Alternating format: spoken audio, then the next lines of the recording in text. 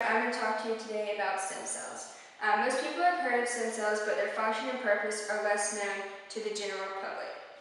4 years ago, I was also in this category before I started my major in biotechnology at the University of Georgia.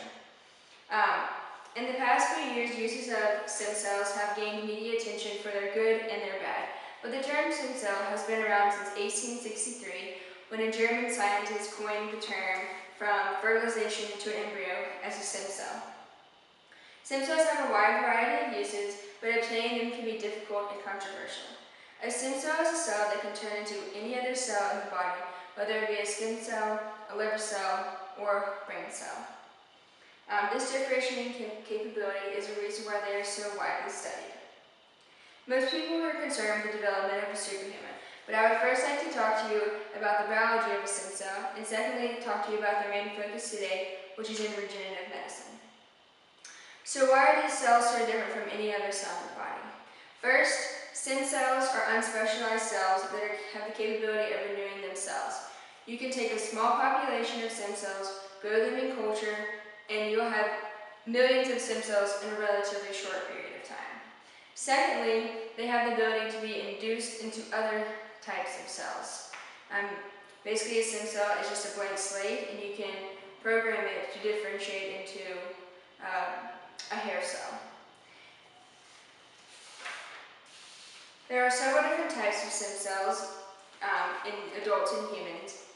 You have embryonic, pluripotent, and adult stem cells. So your embryonic stem cells are stem cells that are basically taken from an embryo at very early life stages. They have a wide variety of applications, but obtaining them is very controversial.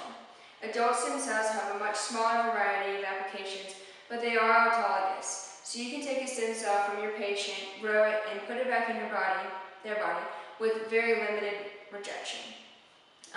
New discoveries today have led to the ability to take an adult stem cell, reprogram it to be like an embryonic stem cell, and these are termed induced pluripotent stem cells. An induced pluripotent stem cell has a much wider variety of applications, but they're also autologous, which is one of the great things about stem cells.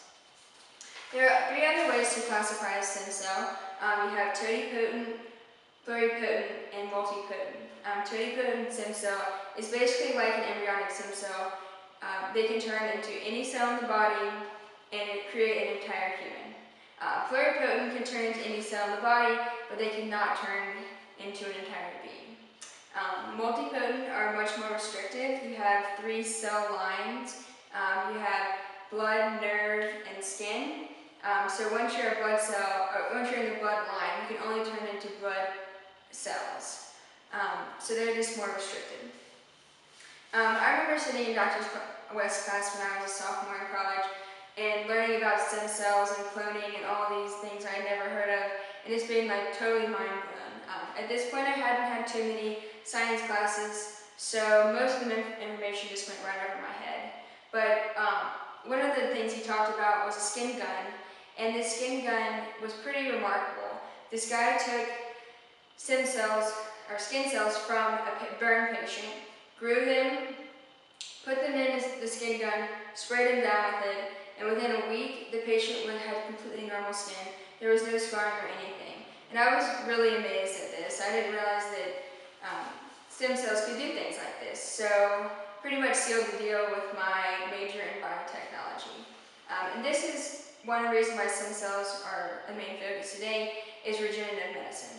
Regenerative medicine generates stem cells that take the place of those dead or diseased cells in the patient.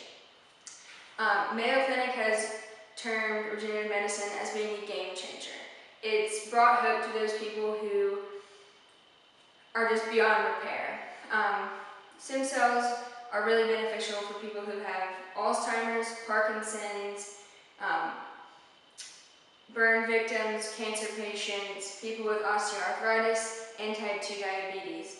Stem cells can also help with organ transplants. Because organs are such a limited supply, that stem cells will have the ability to differentiate into your desired organ, implant it into the patient without the need to have an organ. And with all this said, it all sounds great, but there are some drawbacks to stem cells. They do have a differentiating capability, but scientists are trying to figure out and help them differentiate these stem cells into their desired tissue type with using different medias and external factors. But stem cells overall are very promising in the medical field, and hopefully one day they'll be a part of the formula for cancer-free patients.